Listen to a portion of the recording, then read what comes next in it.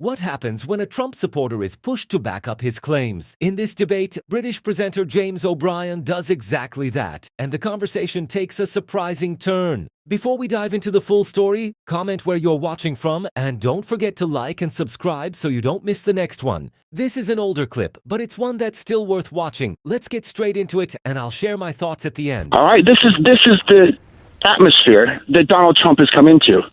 The average Americans don't vote because they're just disenchanted with the entire thing. They think they're all crooks. It doesn't matter. And for people to scoff and say, oh, well, there's no proof of that. Oh, it can't be true. Yes. I'm sorry, man. I just think that's a little bit naive. Yeah, I mean... So you're talking about an environment of... Because Trump is the crook that they thought all politicians were, but he comes... But the thing is he's an honest crook, mate. You know what I'm saying? He's not hiding it. You know, you say that, oh, Biden sounded like a statesman. Like, that's a good thing. Yes. It's not.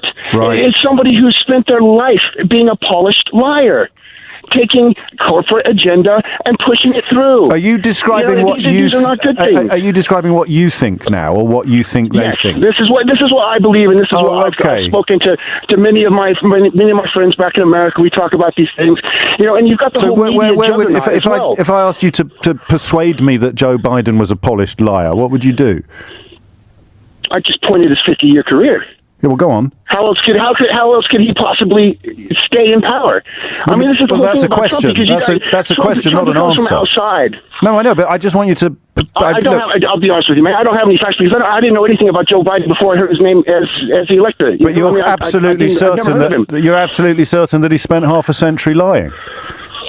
If he's a politician, he's been in the job for that long. I don't see how he could avoid it. But you just said you'd never heard of him before last year. I don't need to hear. He was vice president. This is what I think of average American. Shouting louder doesn't make any more sense because he was vice president for 8 years.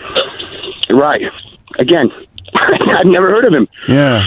I'd never heard of him. I mean, is it fair to suggest? Is it fair to suggest that you may not be the best qualified commentator on American politics? I'm just trying to give you a look into. And I am. You've given me a very interesting look, Jim. I'm the average person as well. You may be, but you've admitted you know absolutely nothing, but you're certain of your prejudices.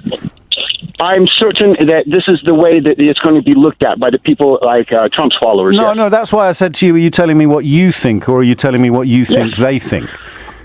I'm telling you what I think. I'm telling you think that Joe Biden, between my friends that I've spoken to about the subject. I understand that. I find it horrible what you're describing, but I don't think you're lying. I think you're being honest. So you can look at Donald Trump and see what you described as an honest crook, and there is all the evidence of his wrongdoing that goes back 50 years, and you know, we could make a list. We'd be here until Christmas. Yep, the man's got immense character flaws.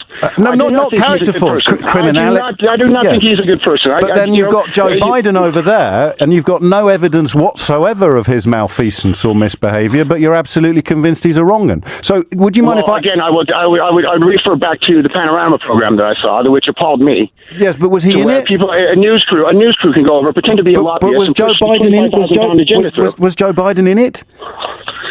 No. So I've got two questions. Do you recognise on any level how ridiculous you sound? And I say that affectionately. Okay. All right. Yeah, I suppose so. So now, and the second question is who did this to you?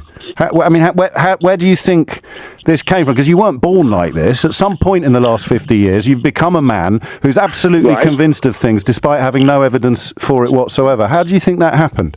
Because I have been pulled over, and I have had police in America rewrite the arrest report.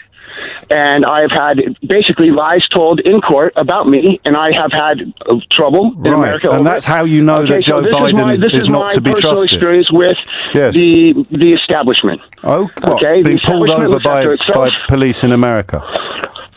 That's right. Okay. Well, it's been interesting talking to you, Jim. I had a can of beer. It was unopened. There's more. Unopened in my car. Yes. And they wrote it up as an open container. And I ended up with a DUI. And that's how you know that Joe Biden is corrupt. Trump Looking back at that exchange, it's remarkable how relevant it still feels today. What stood out most wasn't support for one politician over another. It was the willingness to make serious accusations without any evidence to support them. The biggest contradiction came when the caller described Donald Trump as an honest crook, yet confidently labeled Joe Biden corrupt while admitting he had nothing to back that claim up. That's exactly the kind of double standard James O'Brien exposed throughout the conversation. It's a reminder of how easy it is for opinions to become certainty even when the facts don't support them, and that's why conversations like this are still worth watching years later. I'd love to hear what you thought about this debate, so let me know in the comments below. If you enjoyed the video, don't forget to like, subscribe, and turn on notifications so you don't miss the next one. Thanks for watching, and I'll see you in the next video.